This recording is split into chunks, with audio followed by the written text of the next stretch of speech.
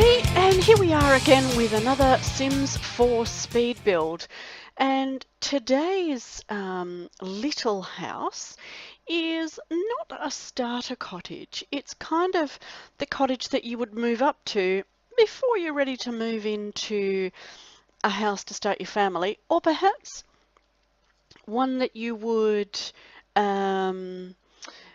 size down to after you've retired, or perhaps one that you'd put at the bottom of your, 5,000 acre property if you're a millionaire as a little guest cottage. So it's a single room for the main areas with one bathroom, and I think it is the absolute cute as a button little cottage. So at the moment, I've got the floor plan, and in fact I was inspired by a builder who builds like granny flats and things. So I adapted a floor plan from one of their advertisements. So I can half give credit to them, but it certainly didn't look like this in their pictures. And here I am trying to fiddle with the roof. I kind of wanted it to have a curved roof, a bit like a witch's house or whatever, but oh, excuse me, I couldn't really get it to line up properly, so we ditched that idea and we go with something else. And it's, like I said, it's a really cute little cottage, and it has a little covered veranda or covered patio for the entrance, and it's just really simple and really the space inside has been well thought out. So at the moment, here I am deciding on roof tiles, and see, again, I just really wanted to have that rounded roof, but it just wouldn't match up how I was happy with it. So I could have, I suppose, moved that front little bit, but it would have, when you see the inside, how we do the inside, it just would have interfered with the way I wanted that inside area to be laid out. So anyway, here we go. We're finally decided on the roof, and we will get the roof patterns organized, and not forgetting that one. And yeah, by the time you see this, it will have been uploaded to the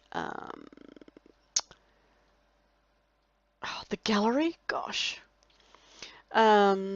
I can't make words because of brain. I don't know. So we've gone for the outside for some siding. We would call it clapboard in Australia. I guess it's boards that you just clap together.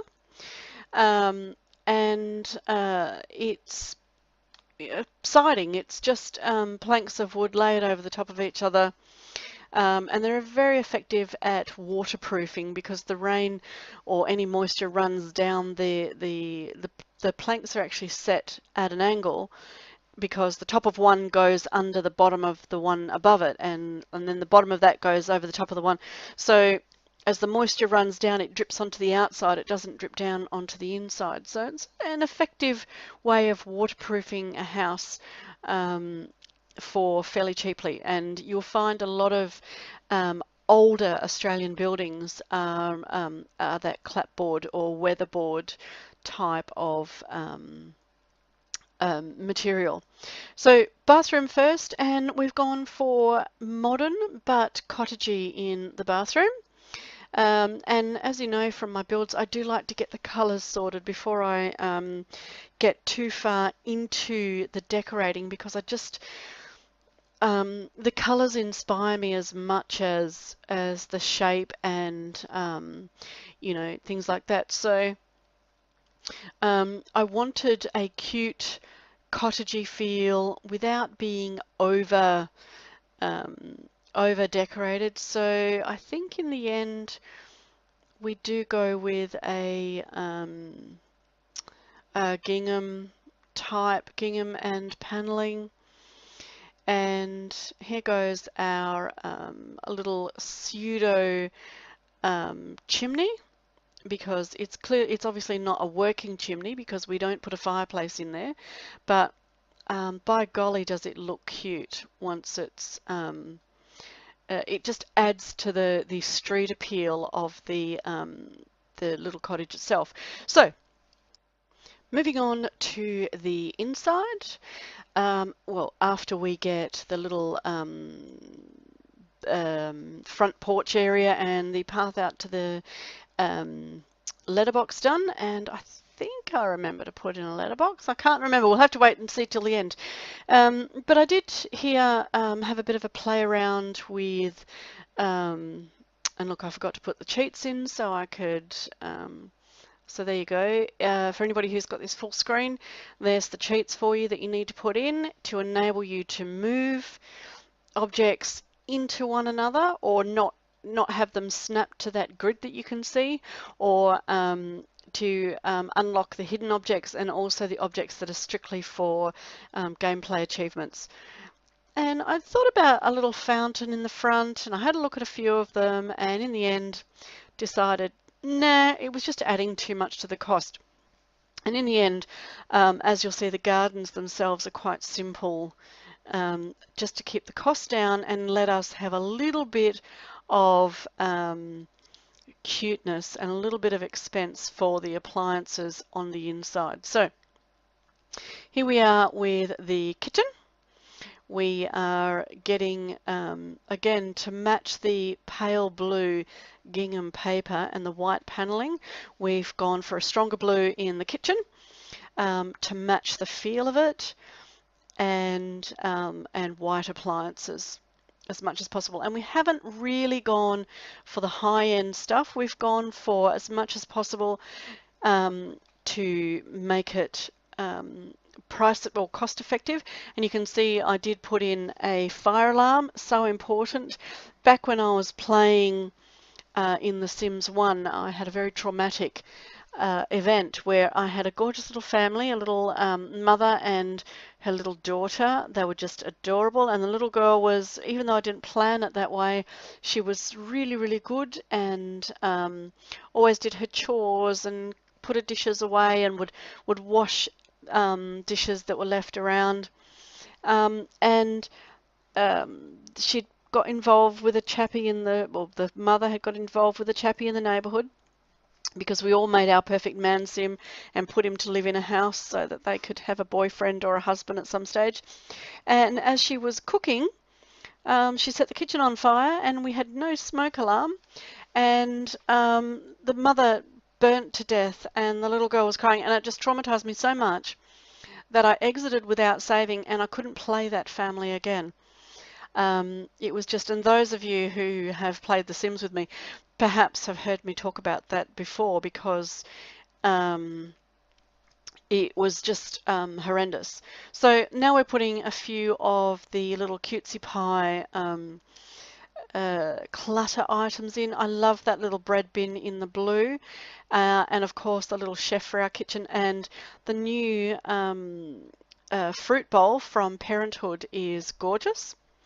And of course food pictures for the kitchen, because, you know, where else would you have them? And we've gone very much through the rest of it with to make it plush, but to still keep it open and largely uncluttered. So we've gone for a simple white couch and perhaps a repurposed or renovated table to sit it on. It looks like it's a little bit scuffed, but it is a little bit fashionable that furniture looks distressed. So it could be on purpose, or it could be a repurposed item. And we've gone for a lot of the blues in choosing the colours, because with blue and white are a very clean, very cool, very very comforting sort of feel, I think, is what I was going for. So yeah, we get rid of the extra shelf because we don't really need it.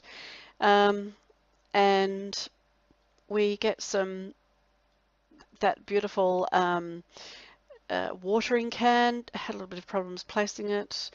It was me, it wasn't the game. It was just my fingers weren't working.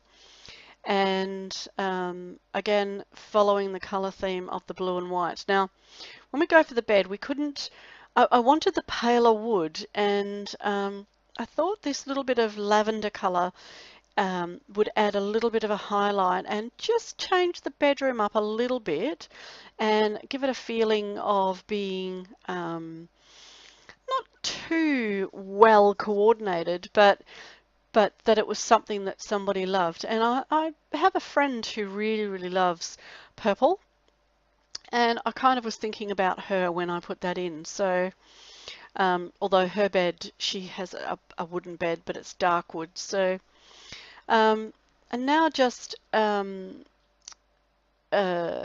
decorating the bedroom up, getting some, some paintings up on the wall, and again, trying not to go for the top line stuff, but still keeping keeping it looking cute and funny and pretty without, blowing your budget. So, and I really loved the hanging mason jars. I thought they make great lights. I can't remember what lamps I actually went with in the end here. I think maybe I put these in for now, and then go ahead and change them out at a later date. So I can't remember, honestly.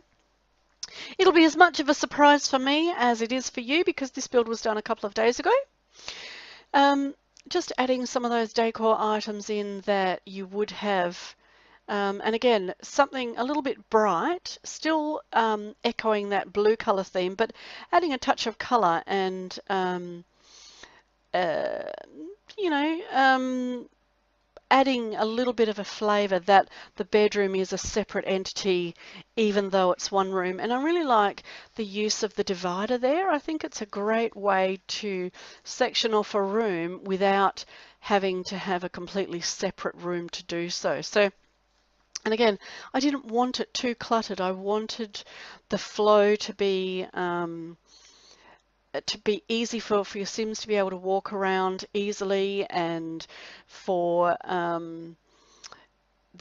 whoever lived here to be comfortable. And here's a nice little reading area, perhaps to sit with your morning coffee rather than sitting up to the kitchen counter. And of course, you've got to have tissues, and in a colour that picks up the colour of the bedspread. And just fiddling with those candles there to get them in exactly the spot I wanted. And I think now we're looking at lights again. And in the end, I think I go for more of those mason jars because I just really like how cute they are. And even though they're green, we do have a bit of greenery in here that it makes it appropriate. So yeah, I do think I get rid of those lamps. And again, bringing the greenery in and keeping with the blue colour theme as much as possible. A nice rug to pop in the lounge room to delineate that space. And I must have left those lights in the corner. I like them. I like the green. So here we go with the bathroom, and again we've gone for as much as possible we've balanced between stuff that's cheap and stuff that's nice. So I hope whoever Sims are that live here, that they really like it. I could quite happily live in this house without the kids and the cats and the dogs and all of that. Deciding on a mirror was difficult because none of them really, I didn't want to cover the windows, and none of them really sort of cover that bottom half of the wall. So in the end, I went with those really cute Art Deco ones that I really like in a blue-grey colour. And yeah, getting lighting in there was fun as well. Um, and in the end, we went for something a little bit artistic. Watch, it'll happen in a minute. We go for those ones and we stack them a little bit, and I think that works. It makes an interesting feature, and we get a little bit of the clutter items in. Again, you can't have too many tissues. If your Sim's got a cold, it's the first thing they'll look for. And I tried not to make it too feminine while still maintaining a cute, almost dollhousey feel. So, and I've only put one robe in there. So if there is in fact two Sims that decide to live here, you may need to buy another robe unless you want either one of them to go without or perhaps for them to share. And I think we're just about to head out to do the gardens. Now, oh, excuse me, you can see that pink tree there. That is from the Plant Sim Challenge, and I placed it outside of the lot boundary. So, and I've just decided to leave it there as a bit of a feature for the neighbourhood. You know, people can explore, or you know, I think it looks quite cute. And we've just added a few plants around the front. And again, as I said, we've gone for really simple gardens so that it's a bit of a cost-cutting measure, as well as, yeah, too big, as well as leaving the lot open should you choose to expand. It's not a whole lot that you'll need to get rid of or move around, although possibly stuff to sell. So just putting in some sort of half wild gardens. I really love those wildflower clumps, and a little bit of hedging down the side, and a nice little bit of hydrangeas. The hydrangeas always remind me of my grandmother's house because she had a prize set that she used to empty her tea leaves into, and hydrangeas will reflect the acidity and alkalinity of the soil that they're buried in. So they go pink or blue according to how acid it is. And I've added in these gorgeous little terrain paint with the flowers, and making it even feel more cottagey and dollhousey in the process, I think. And we do a little bit more around here in a second. We do get a bin and a letterbox, I think from memory. We do put them in, and yeah, in the end, I'm really happy with the way it came up because it is very cute.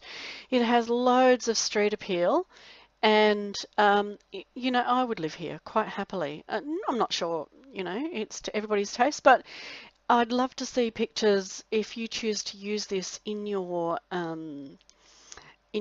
games. I'd love to see pictures and see how you use it. And here we are, just finishing off the lot with the flowers.